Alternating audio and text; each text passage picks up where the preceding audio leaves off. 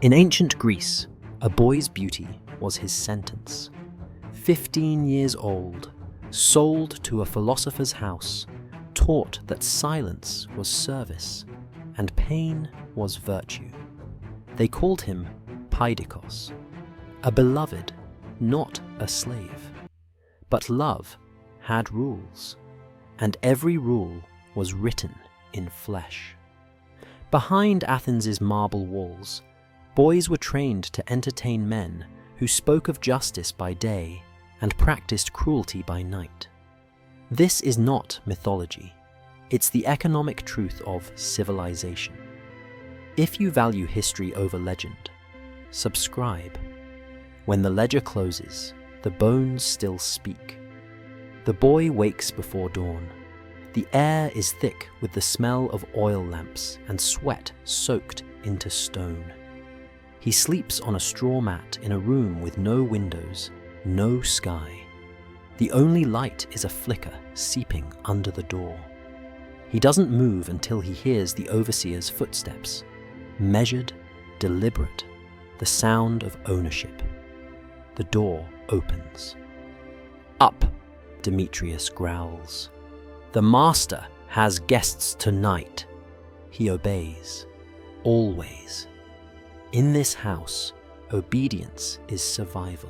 He washes in a basin of cold water, rubbing his bruises until the skin looks clean enough to display. Outside, the villa is waking too. Slaves polishing bronze, grinding grain, arranging garlands for the evening symposium, a gathering of Athens' finest men. Philosophers, merchants, politicians. The men who write the laws and shape the language of morality. The boy has seen them before, reclining on couches, wine in hand, discussing the nature of virtue, while their eyes follow his body like predators. They quote Socrates, debate Plato, and smile as if reason absolves appetite. To them, he is not a contradiction. He is the proof of their power.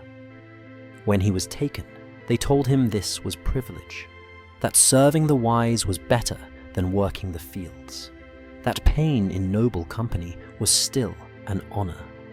He believed them once, he doesn't anymore. By day, Athens calls itself the light of civilization. Its marble gleams, its citizens vote, its thinkers dream of utopia. But by night, the same city becomes a marketplace of flesh. Every philosopher needs leisure. Every leisure is built on someone's body. The Republic depends on silence. In the hierarchy of Greek virtue, slaves were not merely owned, they were redefined. A paidikos was not a board, he was educated. The language itself sanitized cruelty, turning violation into mentorship, possession into love. And yet, in the quiet hours after the guests have gone, the illusion collapses. The boy lies awake, his body aching from service, and wonders whether the gods see what the philosophers pretend not to. He tries to remember his name, his real one, the name his mother whispered when she held him by the river. But in this house, names are replaced by function. He is no longer a person, only a role, a vessel for other men's philosophies. Outside, the city prepares for another day of speeches and sunlight. Inside, beneath the marble, a civilization polishes its image while hiding its foundation of pain. And in the flickering dark, the boy learns the first lesson of Greek wisdom, that every ideal has a victim. The story of every slave begins the same way, not with chains, but with hunger. Before the city, before the marble and oil lamps, there was a small valley where the earth had stopped giving. Olive trees that had fed generations bore only shriveled fruit. Wells ran dry. Families counted every handful of grain. In that world, philosophy meant nothing. Survival did. The boy's father was a farmer, not cruel, just desperate. When the creditors came, they didn't bring swords. They brought ledgers. The family's debts had doubled after the last drought. His father offered goats, tools, even his own labor. But the collectors wanted something worth more than muscle. They wanted youth. The merchants called it a contract of service, 20 years. Payment in silver, immediate. The promise sounded simple. The boy would live in the city, work in a noble house, perhaps learn a craft. The family would eat through winter. No one said the word slave. They didn't have to. The boy stood beside his father in the village square, the sun burning through thin linen. The air smelled of dust and olives. The merchant's clerk opened a wax tablet and asked questions in a bored tone. Name, age, health, teeth. His father's voice cracked when he spoke. The boy didn't understand half of what was said, but he understood the look in his mother's eyes. The look of someone trying to memorize a face before losing it forever. When the silver changed hands, something invisible shifted. The boy stopped being a son and became property. The merchant placed an iron collar around his neck, engraved with a code of ownership. His father turned away. His mother fell to her knees. He wanted to scream, but his voice felt stolen too. That night, the caravan gathered on the road. 10 wagons, 40 boys, each from a different village, bound by the same fate. The oldest wept quietly. The youngest still believed this was an apprenticeship. They were chained at the ankles, connected by a single length of iron that clinked like music written by cruelty. For days they marched, through parched hills, along coastal roads where the sea glittered mockingly. Some stumbled and were beaten. Others collapsed and were left behind. The merchants didn't waste food or time on those who couldn't walk. When one boy fell and didn't rise, his body was rolled into a ditch without ceremony. The rest kept walking. The overseers joked that Athens was paved with bones no one bothered to count. At night, the merchants set up camp by torchlight. The boys were chained to stakes in the ground. They were given barley gruel too thin to fill a stomach. The merchants drank wine and played dice nearby, laughing over profits. One of them said, "Beautiful ones fetch triple in the city." Another replied, "If they survive the road." The boy couldn't sleep. Every sound, the creak of rope, the hiss of the sea, felt like an echo of something he'd lost. He thought of his sister's laughter, the smell of baking bread, his father's calloused hands. He whispered their names until his throat hurt. The wind carried no answer. When they reached Athens, the noise hit first. The city roared. Carts, traders, priests and philosophers debating in the open air.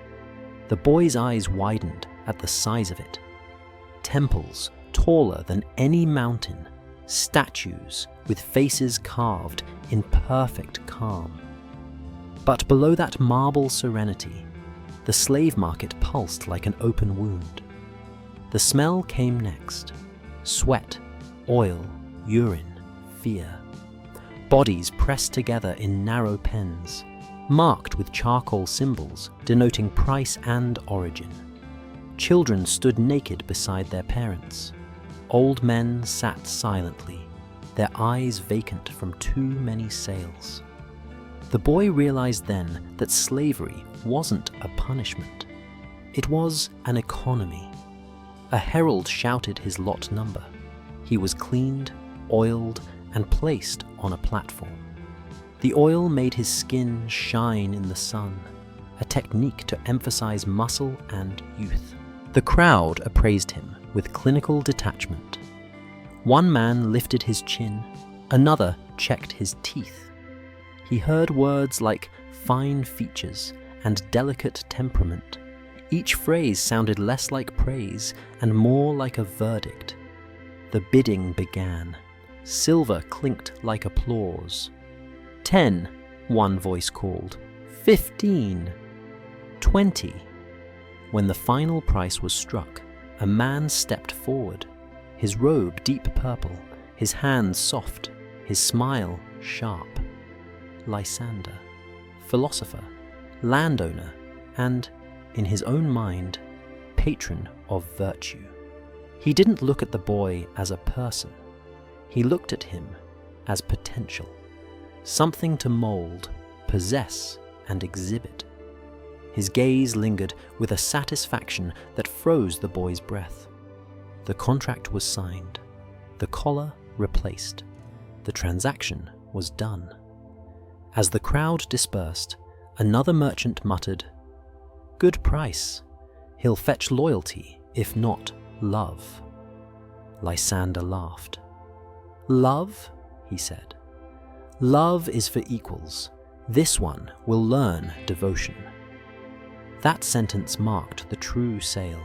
The silver was only the prelude. The real currency was domination. When night fell, the caravan emptied. The unsold were sent to ports for export: Egypt, Crete, Persia. The sold were led by rope through the narrow alleys of Athens, past temples where priests preached virtue, past schools where men argued about justice. No one looked twice. No one ever did. The boy's chains rattled softly as he passed a wall inscribed with a line from Solon, the lawgiver. "Let no man be a slave." The irony was too vast to grasp. In the flickering torchlight, Athens glowed like a city of gods. Yet under its light, boys like him disappeared every day into the machinery that kept that glow alive. By the time they reached Lysander's villa, the moon was high. Marble steps, painted walls, servants bowing in silence. The boy's reflection wavered in the polished floor. Smaller, thinner, erased. He was handed over to Demetrius, the overseer, whose first words were simple. "Forget your name. You won't need it here." That night, as he lay on a straw mat in his new cell, the boy realized that freedom doesn't vanish in a single moment. It erodes, coin by coin, rule by rule, touch by touch, until there's nothing left to remember it by. Outside, the philosophers would gather again tomorrow, debating the nature of virtue. Inside, a child would begin the education that Athens never wrote down. Morning in Athens begins with the sound of commerce, the clatter of carts, the hiss of furnaces, the rhythmic cry of vendors shouting prices into the chaos of the agora. Above it all, the Acropolis glows in sunlight, a monument to order, beauty, and reason. But reason, here, has a market value. Beneath those same marble shadows stands another kind of marketplace, one that trades not in olive oil or grain, but in flesh. The slave market sits near the Piraeus road, close enough to smell the sea. It's designed for efficiency: fenced pens, auction platforms, and stalls with ledgers nailed to wooden posts. Everything is numbered, measured, and taxable. The Greek state doesn't hide this machinery, it regulates it. Slavery isn't a moral stain, it's a civic institution. Philosophers call it oikonomia, the natural order of the household. Accountants call it profit. The boy stands in one of the pens, naked but for a strip of linen. Around him, others shift uneasily, trying to cover themselves under the indifferent gaze of merchants. Their skin glistens with oil. A slave trader walks past, inspecting them like livestock. He grips the boy's chin, turning his face toward the light. "Delicate features," he mutters. "From the mountains, I'd guess. They fetch well with scholars." The irony burns. To the educated elite, a boy like this is both ornament and object lesson, a demonstration that power can make anything virtuous. In the Greek vocabulary, there is no contradiction between intellect and ownership. The philosophers who invented the word logos, reason, also coined andrapodon, man-footed beast. The auctioneer climbs the platform. Healthy, 15 years, strong back, soft hands, unspoiled. His words echo off the walls like ritual incantation. Bidders raise hands, exchanging glances heavy with appetite. 10 drachmas, 12, 16. The boy feels his heart thudding like a drum, not from fear anymore, but from the unbearable awareness of being priced. Every bid is a small erasure. When the hammer falls at 20, applause ripples through the crowd. Lysander steps forward again, his purple robe fluttering like a flag of conquest. The clerk notes the transaction, seals it with wax, and scratches a line across the ledger.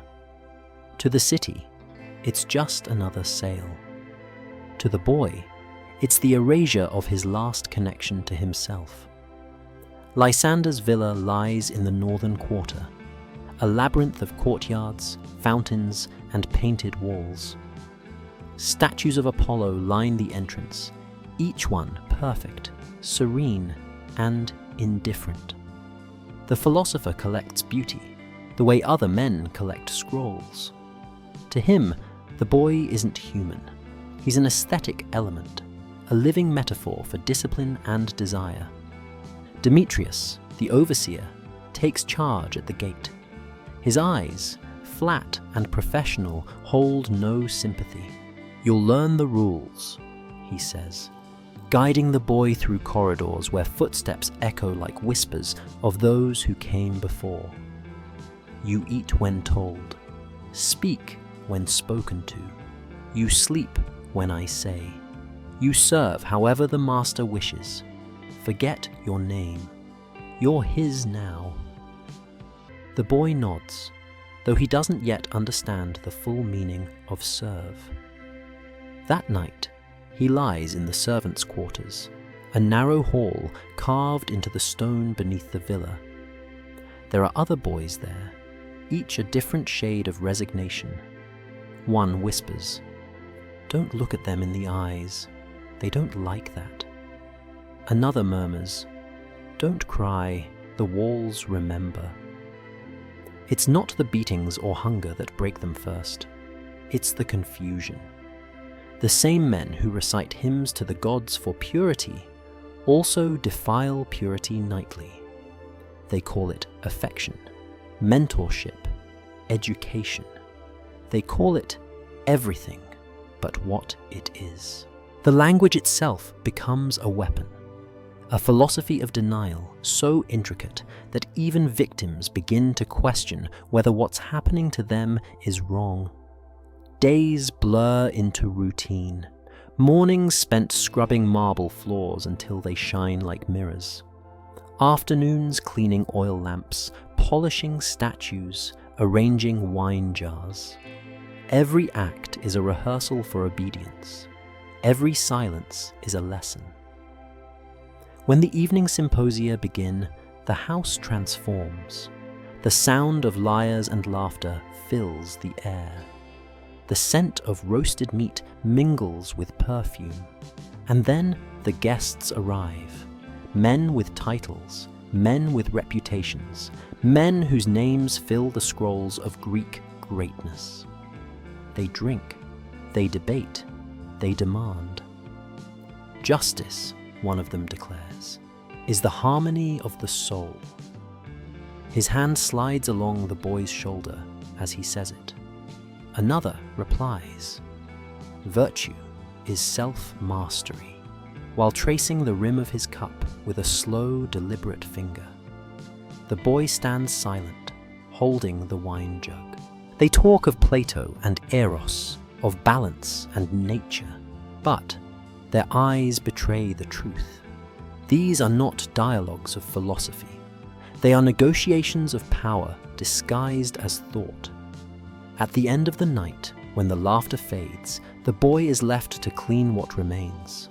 Broken cups, spilled wine, smudges of ash. He moves like a shadow, careful not to disturb the peace of sleeping masters. But in that silence, he begins to see the pattern.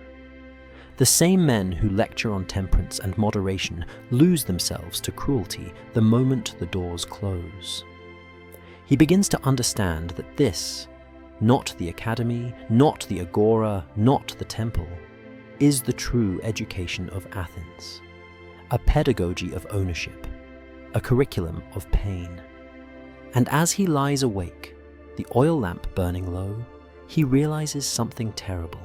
The city that taught the world virtue is built on a foundation that demands victims to exist.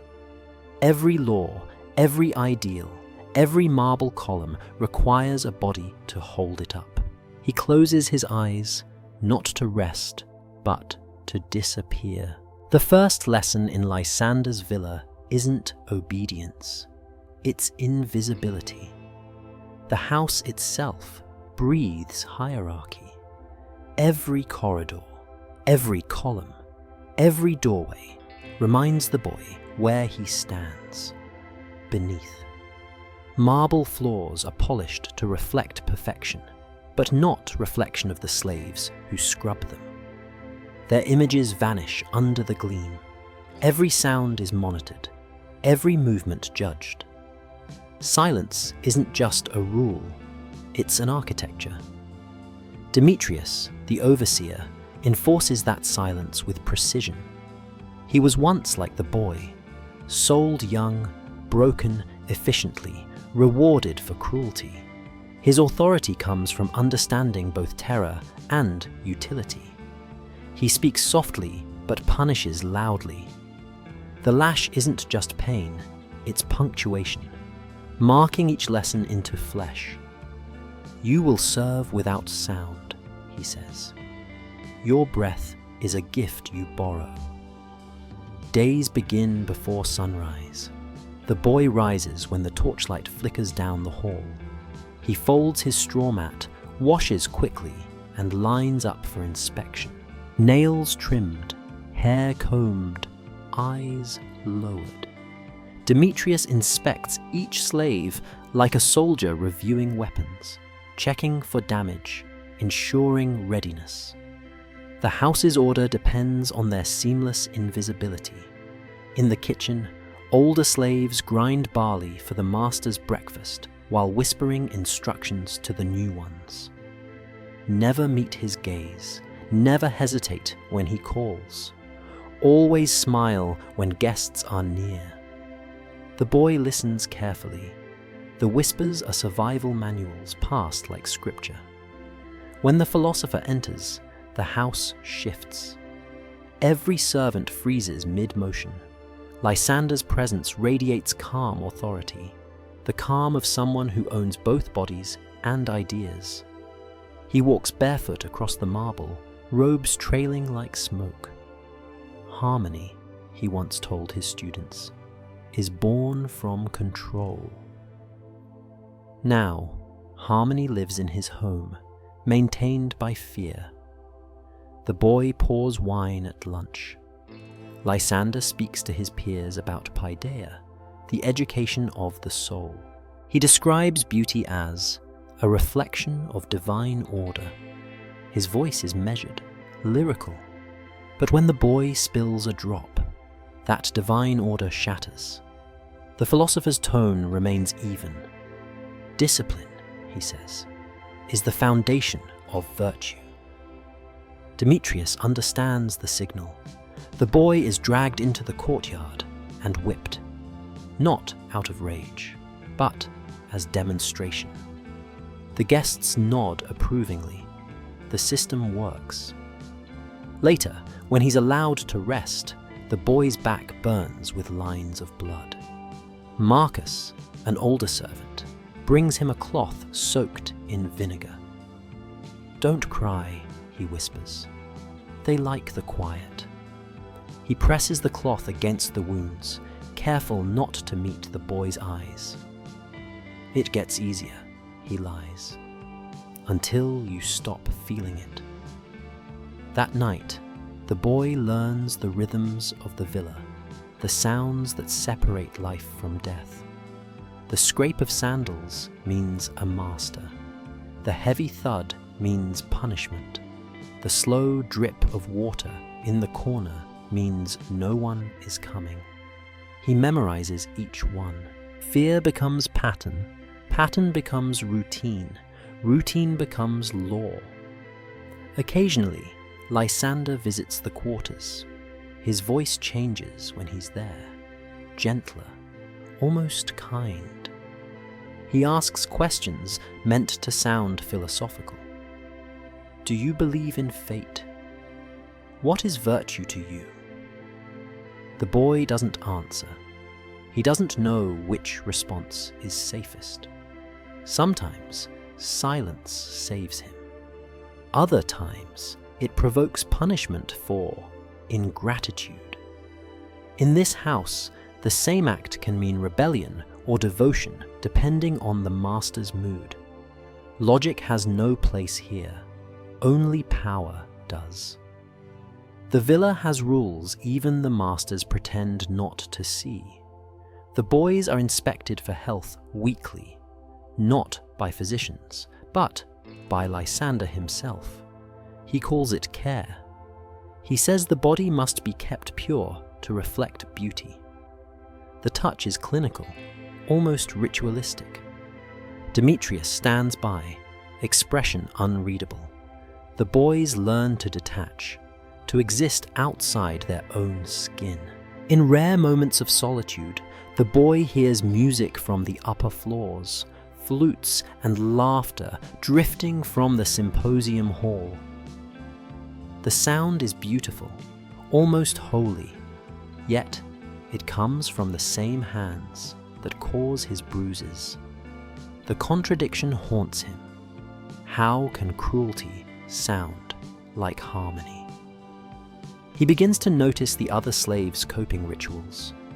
Some whisper prayers to forgotten gods, tracing invisible symbols on their chests. Others hum softly when alone, building small sanctuaries of sound in forbidden silence. A few, like Demetrius, survive by mimicking the masters, cruelty as imitation, obedience as inheritance. Every day feels the same. Yet beneath the monotony, something begins to shift. The boy's fear starts to calcify into observation. He studies their habits, their hypocrisies. He learns when Lysander's tone carries boredom, when punishment will come for amusement rather than order. He learns to anticipate Demetrius's steps by the rhythm of his breath. Survival becomes intellect. Pain becomes knowledge. He begins to understand the villa as a machine. The slaves are its gears, the overseer its mechanism, and Lysander its ideology. The house doesn't just consume labor, it consumes silence, transforming obedience into aesthetic. Every wound must heal neatly, every cry must be muffled. On the third month, he makes his first mistake of thought. He looks at Lysander too long, not with defiance, but with curiosity. What kind of man builds beauty on suffering? For that look, he's punished again, not beaten, but humiliated, forced to kneel through the entire dinner service while guests debate the soul's immortality. Afterward, one of them quotes Plato. Justice is giving each what he deserves. The boy's knees are bleeding. The philosopher smiles, satisfied. That night, the boy lies awake, repeating the word justice until it loses all meaning. He understands now. In this house, silence isn't ignorance, it's philosophy. The masters call it order, the slaves call it survival. And above them all, the marble gleams, perfect, pure, and deaf. By the time the boy turns 16, he has become part of the villa's rhythm, silent, efficient, invisible. The pain has dulled, but obedience has sharpened. He moves through the corridors like a trained gesture, anticipating commands before they are spoken. Every day repeats the same performance until nightfall, when the villa transforms into its most sacred ritual, the symposium. For the men of Athens, the symposium is more than a feast. It is theatre, philosophy, and indulgence bound together, a performance of intellect designed to sanctify pleasure. Through wine, the philosophers claim, the soul reveals itself. But here, wine reveals only hierarchy. The boy helps prepare the hall, low couches arranged in a semicircle, silver cups polished until they mirror the torchlight, and incense thick enough to disguise the stench of sweat and oil. Statues of Dionysus and Apollo gaze down from the corners, their marble eyes forever calm. Beneath them, young servants like him move noiselessly, each step choreographed by fear. By dusk, the guests arrive. Senators, poets, philosophers, men whose writings will define civilization. Their robes are immaculate, their speech refined, but their hunger raw. As the first cups are filled, voices rise in practiced debate. Virtue, says one guest, is moderation. Yet desire, replies another, is divine, given by Eros himself. To repress it would insult the gods. Laughter ripples across the room. The boy pours more wine, careful not to spill. He listens, though he's not meant to.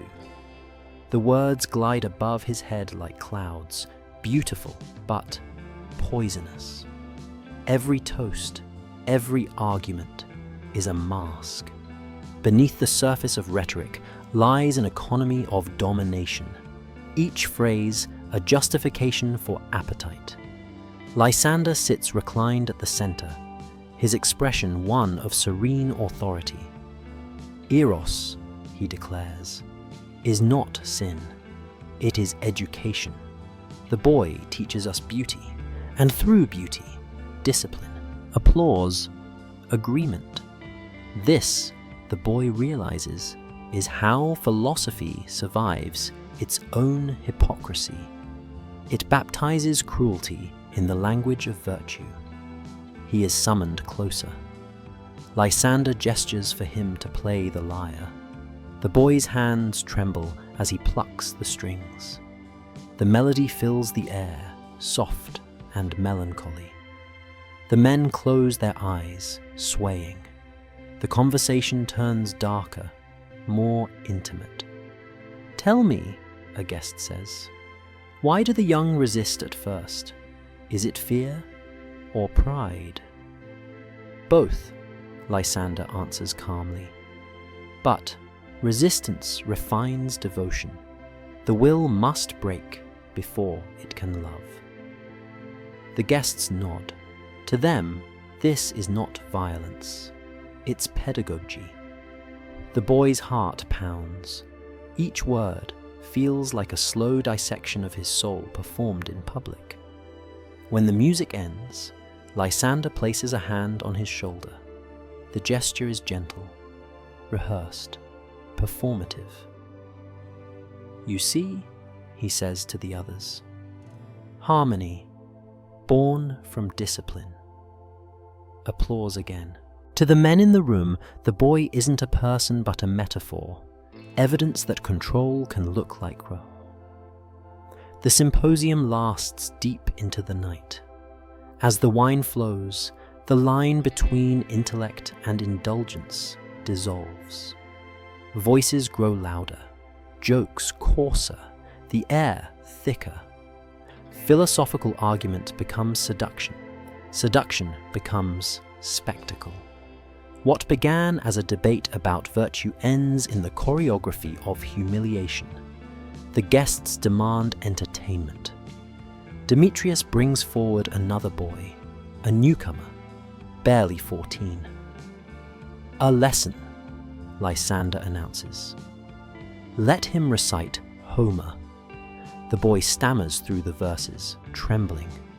A guest laughs. "He's too shy," another sneers. Perhaps a taste of courage. What follows isn't courage. It's cruelty disguised as ritual. The scholars call it paideia, the education of the soul. In truth, it is the systematic breaking of will under the banner of enlightenment. The protagonist watches, unable to move, the lyre still in his lap. The laughter, the recitations, the moans, everything fuses into a single, unbearable rhythm. He understands now that the symposium isn't a feast at all. It's a mirror, a reflection of Athens itself, cultured, articulate, and built entirely on the suffering it refuses to name. When the guests finally leave, the floors are sticky with spilled wine. The boy and others clean in silence. The air smells of smoke and salt. The newcomer who faltered during the recitation sits motionless against the wall, eyes wide, body shaking. "Don't look," Marcus whispers. "It's over." But the boy does look, because this moment of aftermath is the only place truth exists in the house of lies. He sees what Athens hides behind marble, the economy of empathy, traded and spent until nothing remains. Before dawn, Lysander passes through the hall. He pauses beside the boy. "You played beautifully," he says. "Remember, discipline is the highest form of love." The boy bows his head. He doesn't answer. Inside, something in him hardens. Not defiance, not hope, but understanding. He realizes that Athens' greatness isn't built despite its cruelty. It is built because of it. Every philosophy here, every word about virtue depends on someone else's silence. And tonight, as he scrubs the floor clean of the symposium's remains, the boy finally grasps his place in that logic. He is the price of harmony. Weeks pass, the bruises fade, but their lessons remain. In Lysander's house, pain is not merely punishment, it's pedagogy. Every lash, every command, every humiliation is justified by philosophy. The more the boy listens, the more he begins to understand that cruelty here isn't random, it's reasoned. Lysander's private lectures attract Athens' finest minds. Men who teach rhetoric, ethics, and law come to debate virtue while sipping wine poured by trembling hands. The irony is divine. They call these meetings dialogues. But for the servants who serve them, it feels more like ritual sacrifice disguised as conversation. One evening, Lysander opens the session with his favorite paradox. Can ownership be moral, he asks, if the owner is virtuous? The question sparks polite murmurs. A lawyer responds first. Yes, for ownership reflects nature. The strong rule the weak as reason rules appetite. A philosopher adds, without property, there is no order. And what is man if not the measure of order? Lysander smiles. So, if the body is property, and beauty is divine, then owning beauty brings one closer to the divine. The room hums with approval. No one sees the horror behind the logic, except the boy standing in the corner with a wine jug. To him, their reasoning feels like chains made of words. Every sentence, another link binding him to silence. They speak of Aristotle's categories, of natural hierarchies, of souls born for subservience. The discussion is abstract, detached, almost clinical. Yet, each idea translates into the same reality, the right to possess another person. The philosophers call it reason, the slaves call it hell. Later, as the guests leave, Lysander approaches the boy. Do you understand what we discussed tonight? The boy hesitates. You said, some people are born to serve. Exactly, Lysander nods. And those who serve with grace serve the cosmos itself. You must learn to find peace in your nature. Peace. The word tastes like poison. The boy bows, but his mind reels. The gods of Athens, it seems, have been replaced by logic, and logic demands obedience. That night, Marcus speaks quietly beside him. They don't believe what they say, he murmurs. They just need to believe it enough to sleep. The boy studies him. And you? I stopped believing anything, Marcus replies. That's how you survive. The next day brings more proof of how philosophy feeds power. A new shipment of slaves arrives from Thessaly. 2 men and 3 children, their wrists still bruised from chains.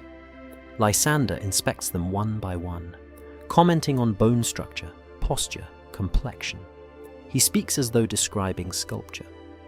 Strong, but coarse, he says of one. This one, however, could learn. Look at his symmetry. He turns to the boy. Beauty is not just pleasure, it's order manifest. To preserve beauty, one must sometimes wound it. Do you understand? The boy nods. He understands too well. That evening, while cleaning the symposium hall, he finds a parchment left behind. It's covered in elegant handwriting, Lysander's notes on virtue. One line catches his eye.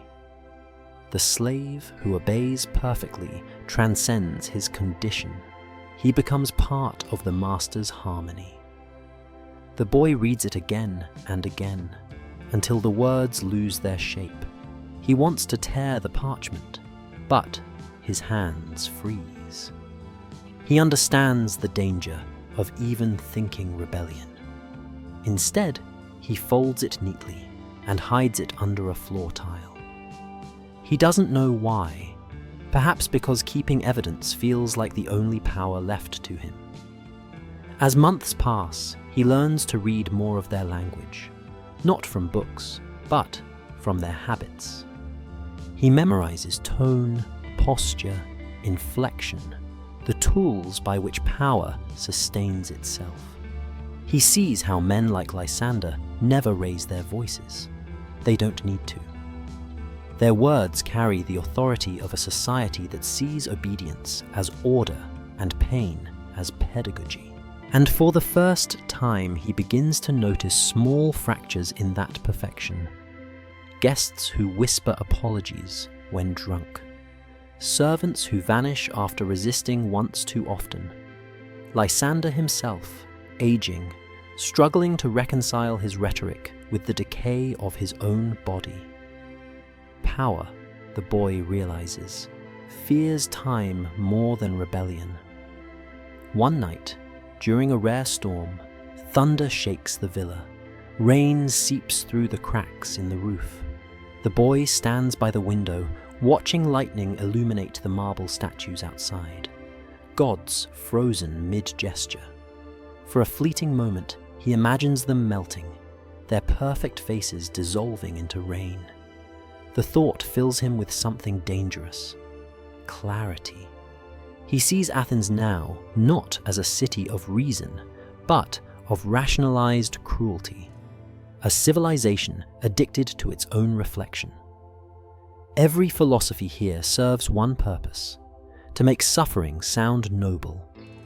In that flash of lightning, he understands something that will haunt him for the rest of his life. Slavery in Greece didn't survive despite philosophy. It survived because of it. Part 7. The collapse of virtue.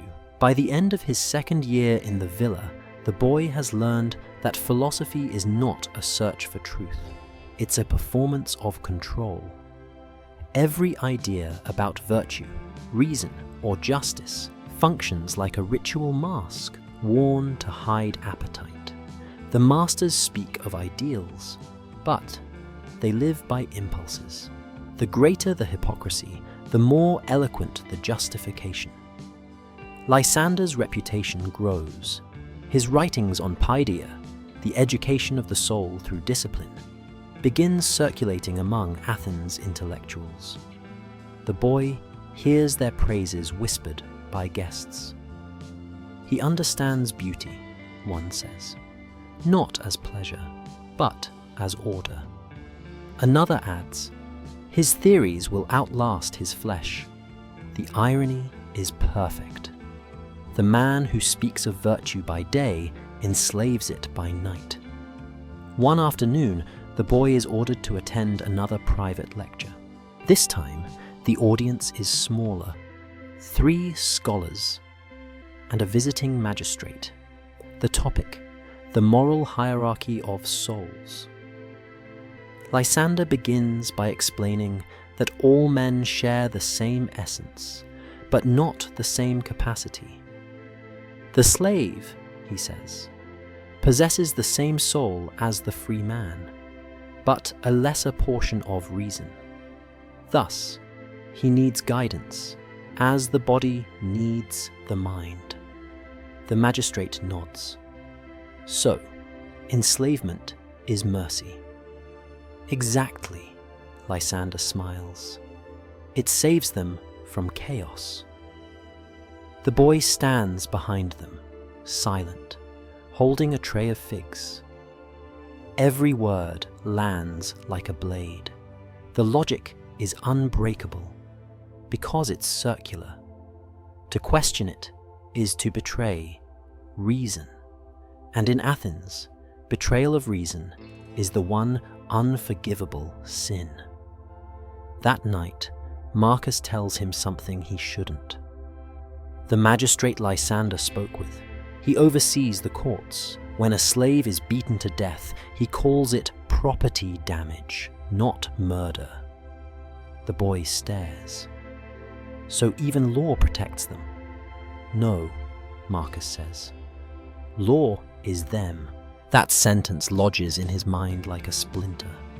Days later, he witnesses a spectacle that burns itself into memory. A young servant, newly purchased, breaks a jug during dinner service. The room falls silent. Lysander looks up slowly, expression calm.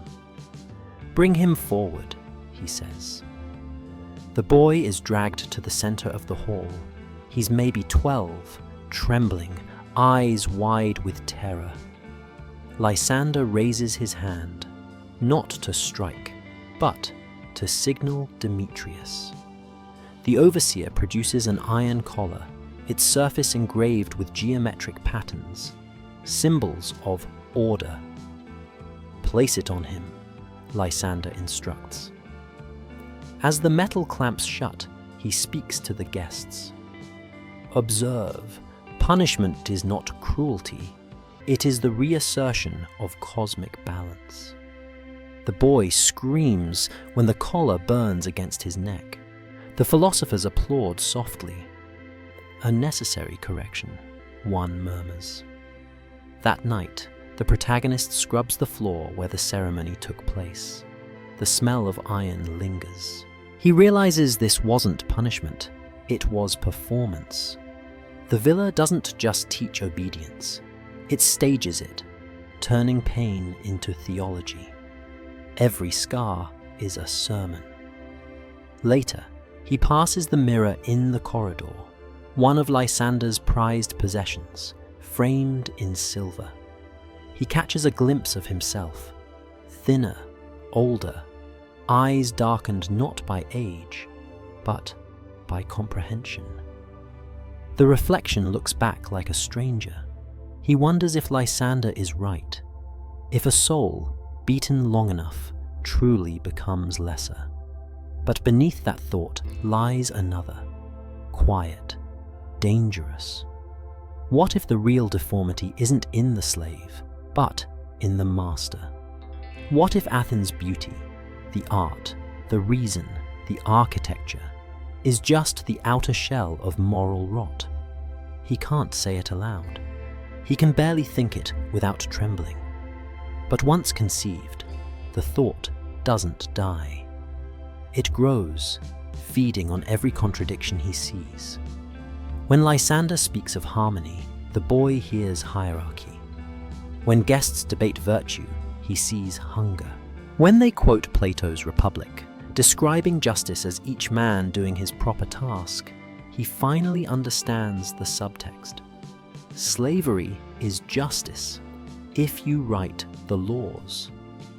Over time, he begins to keep mental records, the names, the phrases, the hypocrisies.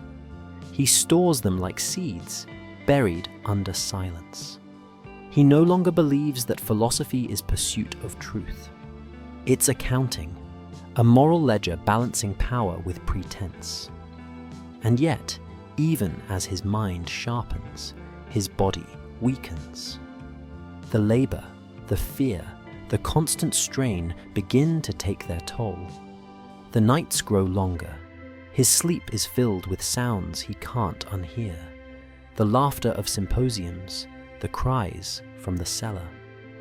Then one night, Lysander gathers his guests for what he calls a practical demonstration of the moral will. They speak of self-mastery, then turn to testing it on others. He's chosen again, this time not as servant, but as instrument. He understands the pattern now. Philosophy needs proof, and proof in this house means pain. He endures it in silence, not because he's numb, but because he's watching.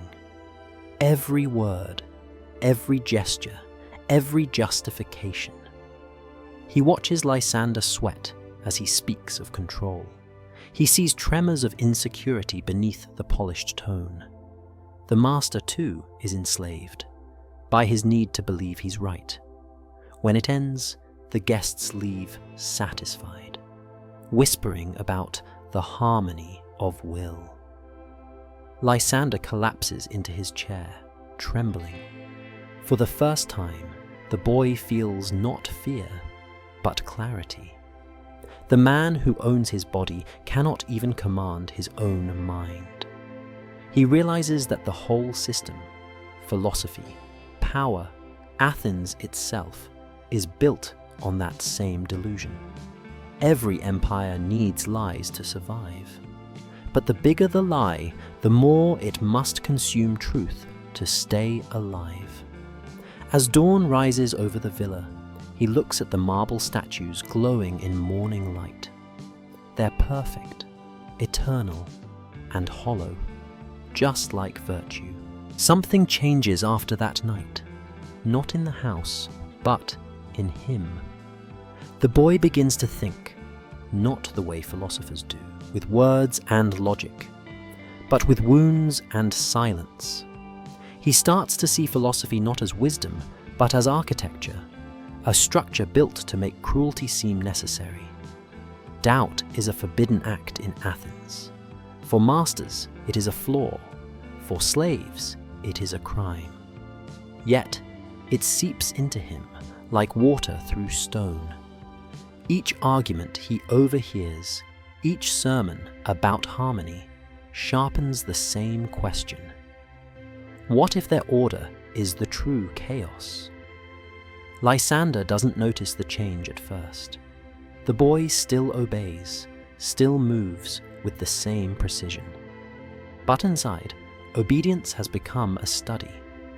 Every task, pouring wine, tuning a lyre, folding robes, feels like an experiment in control.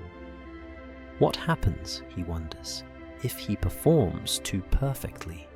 If he becomes such a flawless instrument that the illusion of mastery collapses? He begins to test the boundaries, subtle things, placing a cup half an inch off-center, letting silence linger too long before a reply. No one suspects rebellion. It looks like devotion. Yet, each gesture feels like a small theft of meaning. He watches Lysander's lectures more closely now. The philosopher's health is declining. His hands shake when he writes. His voice falters mid-sentence. He coughs often, but hides it behind long pauses, framing weakness as contemplation. The guests still revere him, but their reverence has a faint scent of pity. The boy sees it, the slow erosion of authority. During one gathering, Lysander tries to recite a passage from memory, but stumbles. "The just man," he begins. "The just man is..." His eyes glaze over. For a moment, the room hesitates. Then Demetrius steps forward, filling the silence with applause. "A profound pause," he declares. The others nod, relieved. The philosopher bows, pretending it was intentional. The boy sees through it. That night, Marcus whispers, "He's dying." The boy replies softly, "No, he's rotting," and calling it philosophy. The words shock even him. Speaking them feels dangerous, electric. But Marcus doesn't scold him. He only nods, eyes hollow. "Be careful. Thought spreads faster than plague." Soon after, an accident exposes the villa's fracture. A guest, a young rhetorician, dies during a symposium, choking on wine. Panic erupts, servants blamed, accusations hurled. The boy is summoned before the magistrate to testify. For the first time, he must speak in public. "Were you present?" the magistrate asks. "Yes." "Did the master order excessive drink?" "I poured as instructed." "Do you claim innocence?" The boy hesitates, then looks at Lysander. Their eyes meet. The old man's gaze is cold, warning. "No," the boy answers quietly.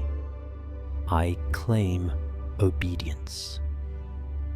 A murmur ripples through the hall. The magistrate smirks. A philosopher's servant indeed. The case is dismissed. The dead man is forgotten before sunset. But that phrase, "I claim obedience," haunts him.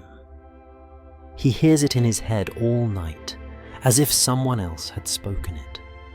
The words feel like a confession and a curse. Obedience has been his survival. Now it sounds like complicity. Days turn into weeks. Lysander grows weaker. He dictates his writings to the boy now, using him as both scribe and audience. His voice trembles. "We must teach the soul to love its boundaries. Freedom is disorder." The boy writes, but the ink feels heavy, wrong.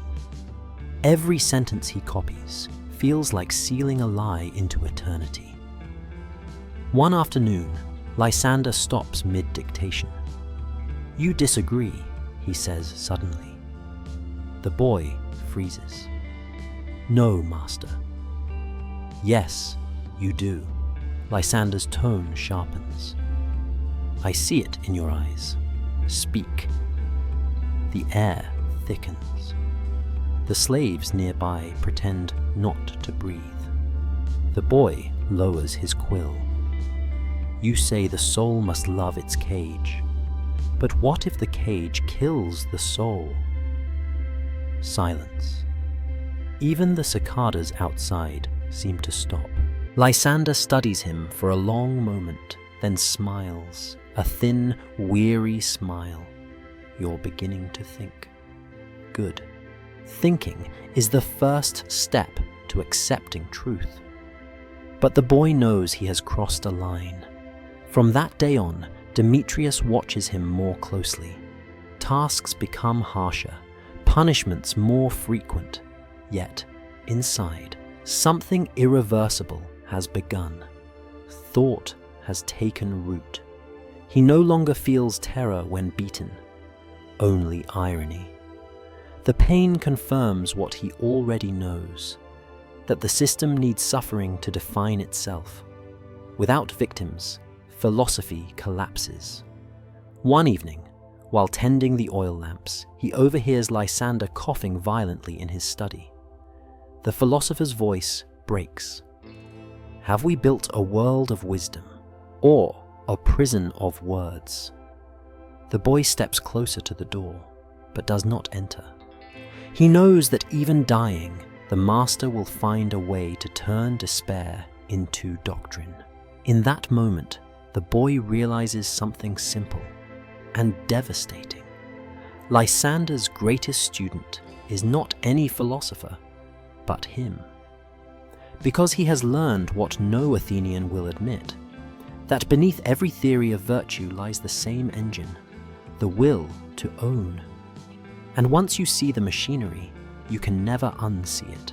Lysander dies in summer, not dramatically, not surrounded by followers quoting his teachings, but quietly, one humid night, while Athens sleeps under a dull red moon. His final breath is not a word of wisdom, it is a gasp. The boy hears it through the wall, a soft, wet sound, like a thought unfinished. In the morning, the house erupts in chaos. Servants rush, Demetrius shouts orders, guests arrive in droves, pretending grief. A scribe reads aloud the philosopher's will. The villa, his scrolls, and his pupils' loyalty all pass to the Academy.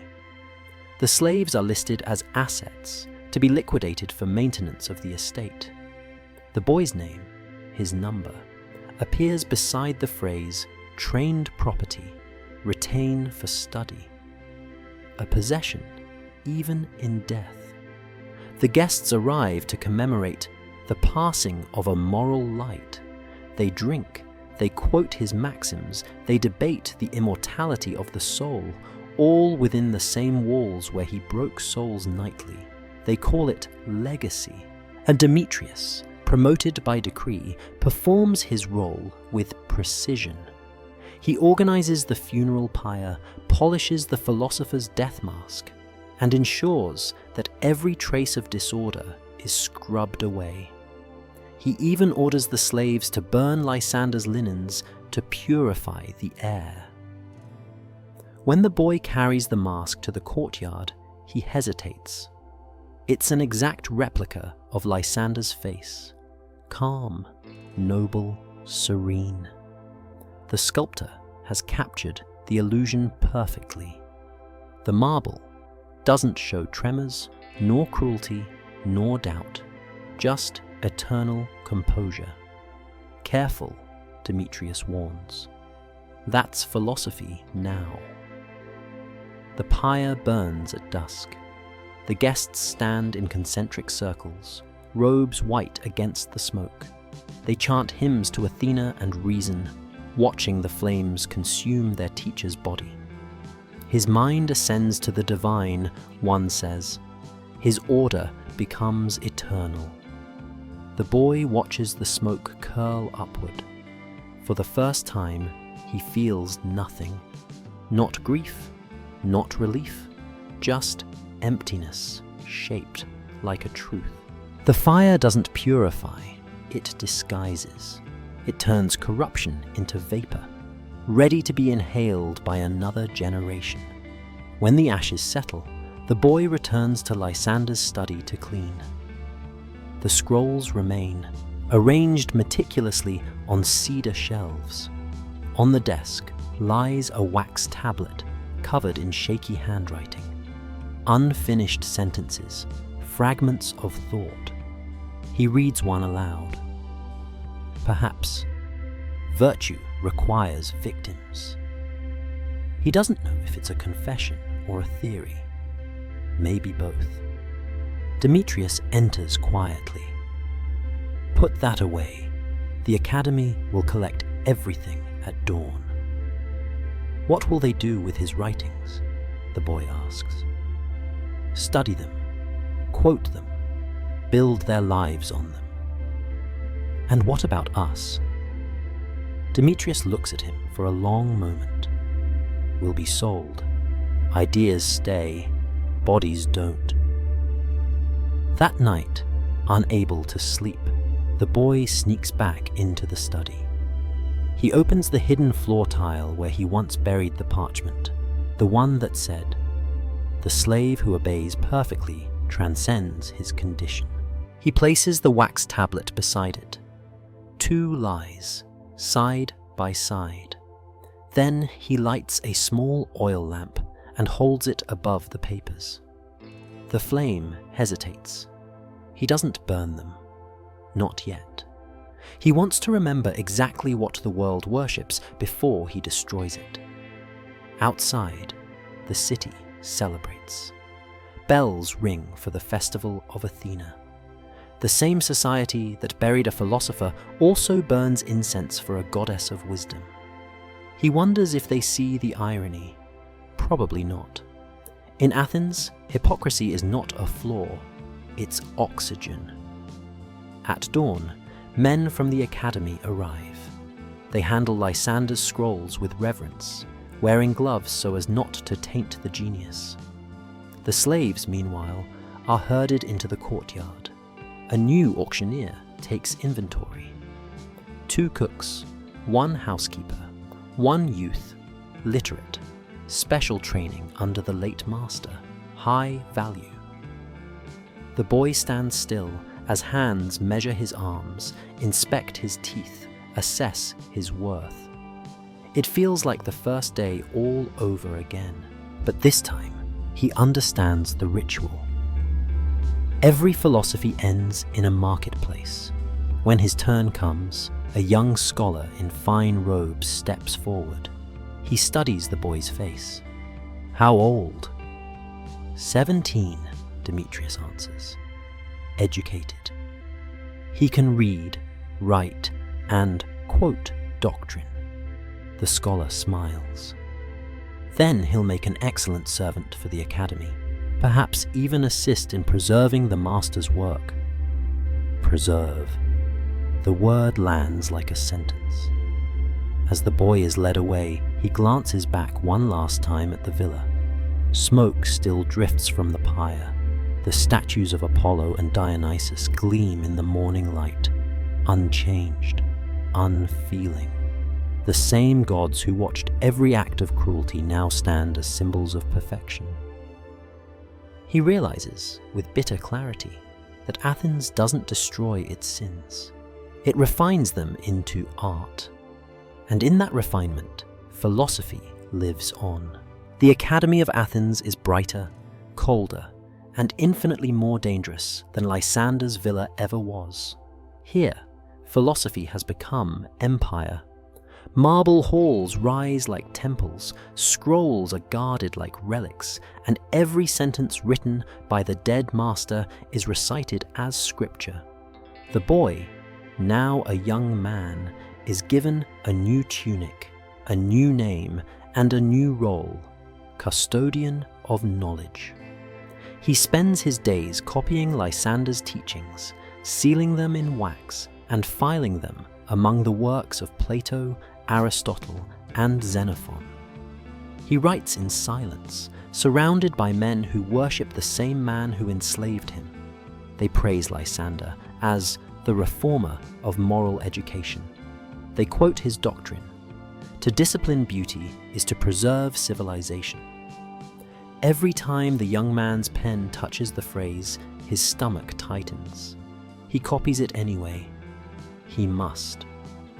Disobedience here is not punished with lashes. It's erased with ink.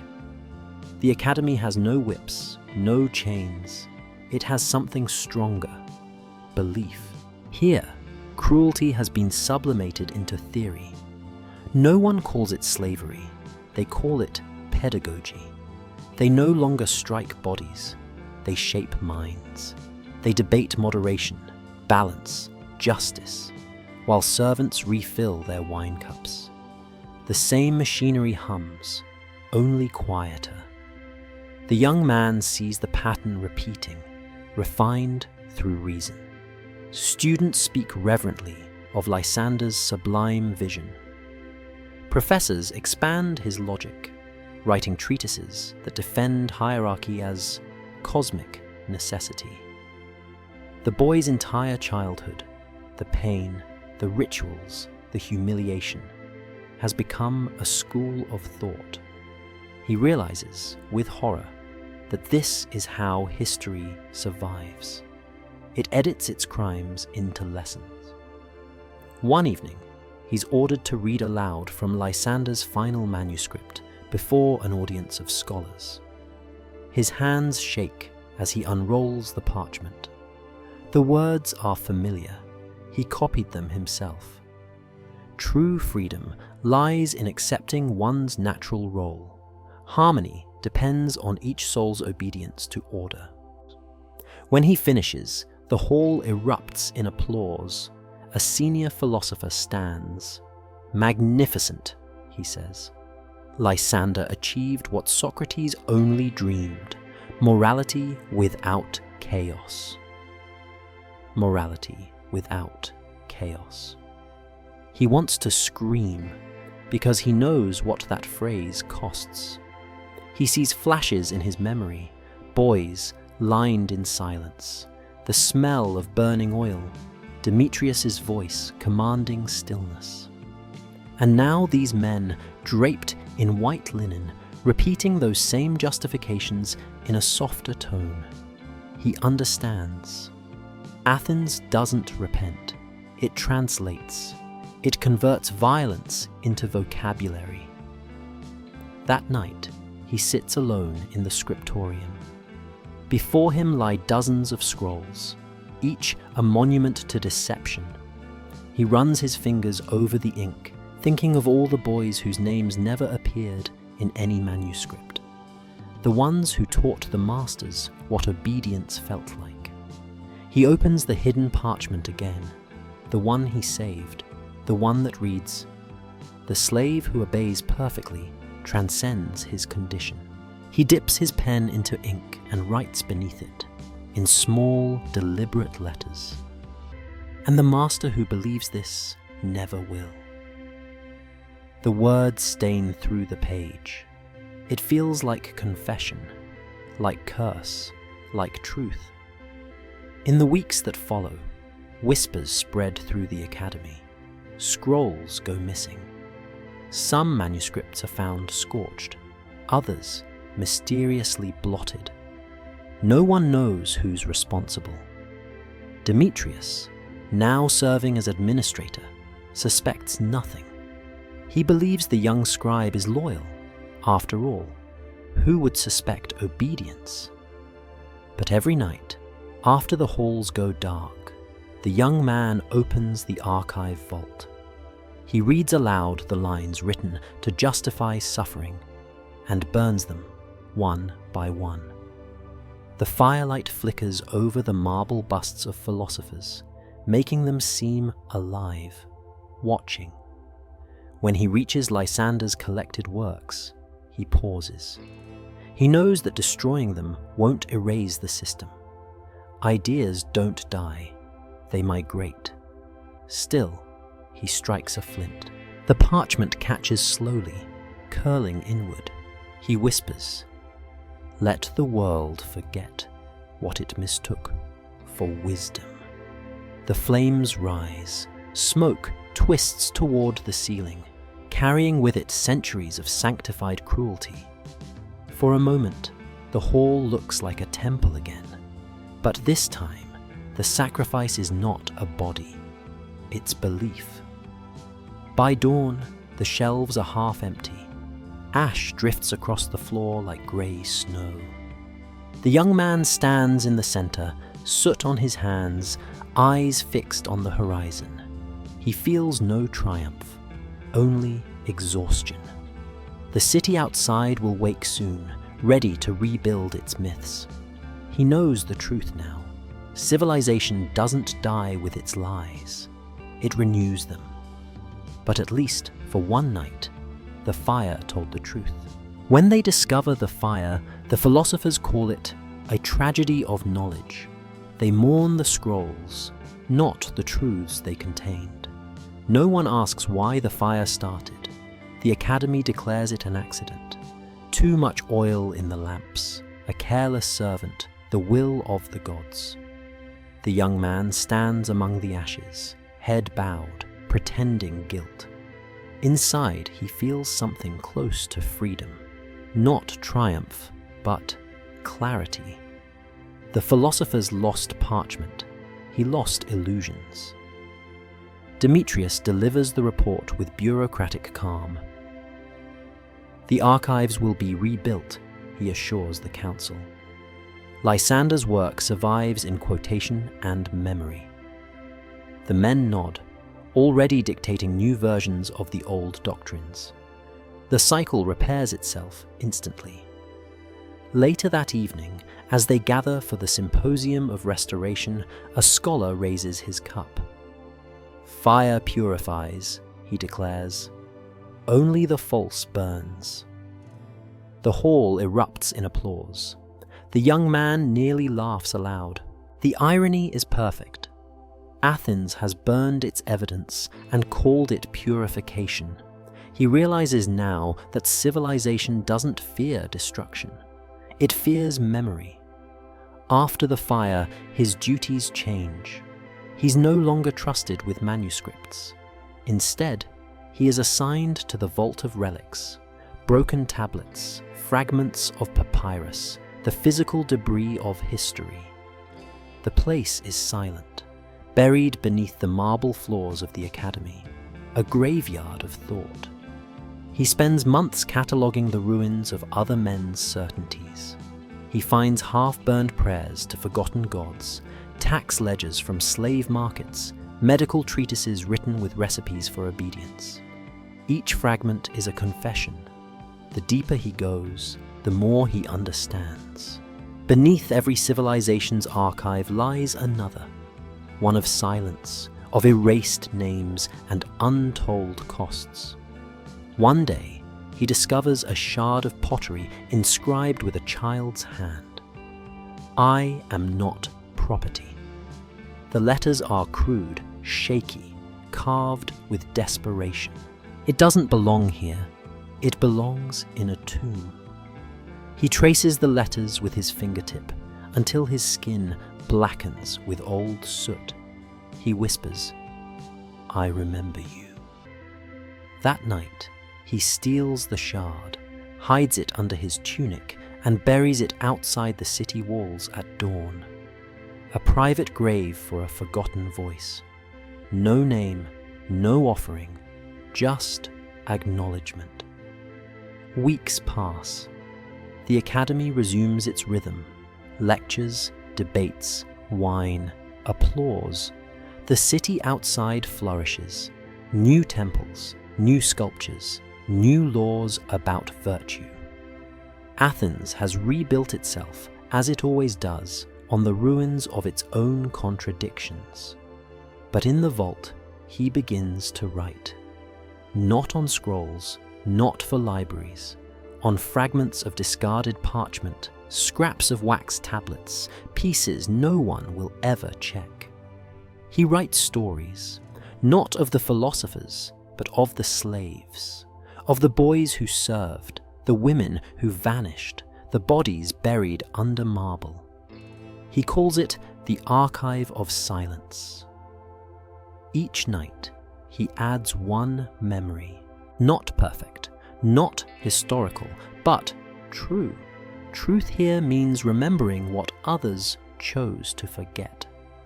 He writes, Lysander taught that the soul must love its boundaries, but what if the soul's first boundary was a chain? They built reason on obedience and called it enlightenment. Every philosophy is the autobiography of its victims. He hides the fragments inside broken statues, behind library columns, between layers of plaster, small infections of truth buried inside the architecture of lies. Years pass. His hair greys, his hands grow unsteady. The Academy forgets him. New generations rise, quoting Lysander again as if he never burned. The marble shines brighter now, polished by centuries of reverence. But beneath it, in the cracks, his words remain. One night, as illness grips him, he walks alone through the colonnades. The moonlight falls across the courtyard like the shadow of a page half read. He stands before the statue of Athena, the goddess of wisdom, carved from flawless stone, and whispers, "Tell them what wisdom cost." The wind answers through the pillars, carrying the faint scent of ash. He lies down beside the fountain and closes his eyes. His body will be found by dawn, categorized, forgotten. But the archive will not, because truth has no monument. It has echoes, and they are everywhere. Centuries pass. The city changes names, empires rise and fall, marble turns to ruin, and Lysander's words survive in fragments, quoted, misquoted, sanctified. The Academy becomes a church, then a fortress, then a museum. Tourists walk the same halls where slaves once served, whispering about the glory of Greek civilization. They photograph the statues, admire the geometry of reason, and post captions about the birthplace of democracy. No one wonders who built the floor beneath their feet. One afternoon, an archaeologist, young, idealistic, trained in ethics and excavation, descends into a sealed chamber under the old Academy. She is cataloguing debris for the museum. The air is thick with dust and time.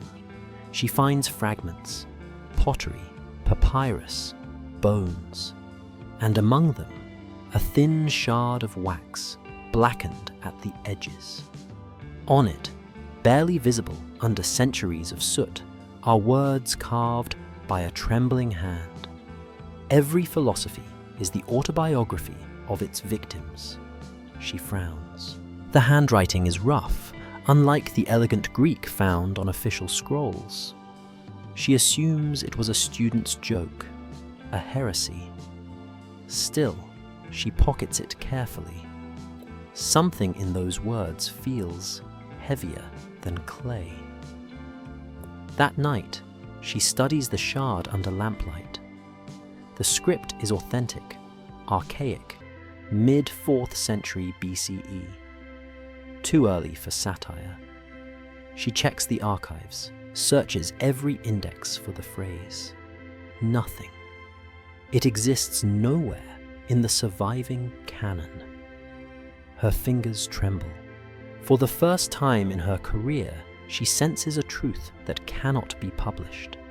Because if this fragment is real, then every monument above her, the temples, the columns, the curriculum, is built on an omission. Someone inside the academy had spoken the forbidden. Someone had seen through the marble to the bones beneath. She writes a note in her journal. The civilization that invented truth also invented its concealment. For weeks, she debates what to do. The museum expects her to deliver artifacts, not accusations. Her colleagues would call it interpretive bias. But at night, the words whisper from the shard like an open wound. She dreams of a boy writing by lamplight, hiding his fragments inside the walls. She imagines him burning scrolls, whispering to the gods, wondering if anyone would ever listen. And now, 2,000 years later, she's holding his answer. The next morning, she walks to the Acropolis, carrying the shard wrapped in linen. The tourists swarm around her, laughing, photographing, oblivious. She stands at the edge of the Parthenon, the wind rising off the stone like breath. For a long time, she hesitates. Then she kneels, pries open a crack between the stones, and slips the fragment inside. A return, not a discovery. The words go back underground, back to the earth that first heard them. She whispers, "Let them sleep until someone truly listens." When she rises, the city glows in the dying light.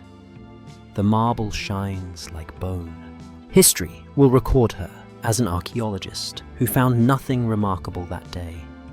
But the earth knows better.